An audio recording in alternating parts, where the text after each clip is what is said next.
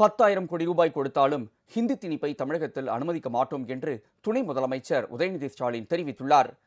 சென்னை அமைந்தகரையில் நடைபெற்ற நிகழ்ச்சியில் திமுக நிர்வாகிகள் 6,000 பேரின் குடும்பங்களுக்கு பொங்கல் பரிசுகளை துணை முதலமைச்சர் உதயநிதி ஸ்டாலின் வழங்கினார். நிகழ்ச்சியில் பேசிய அவர், அடுத்த டார்கெட் தமிழ்நாடுதான் என அமித்ஷா கூறி வருவதையும் மீறி சட்டப்பேரவை தேர்தலில் திமுக வெற்றி பெறும் என்று தெரிவித்தார்.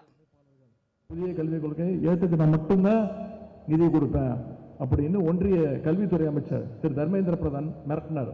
நம்முடைய முதலமைச்சர் அவர்கள் சொன்னார், நீங்க புதிய கல்விக் கொள்கை மூலமா மீண்டும் இந்தியை கொண்டு வர பார்க்கிற, மீண்டும் சமஸ்கிருத தமிழ்நாட்டு மக்கள் மேல திணிக்க பார்க்கிற, குலக்கல்வி திட்டத்தை கொண்டு வர பார்க்கிற. 2,500 கோடி இல்ல, நீ 10,000 கோடி கொடுத்தாலும் நான் எந்த நாளையும் தமிழ்நாட்டு மேல மீண்டும் இந்தி திணிப்பை கொண்டு வர மாட்டேன்.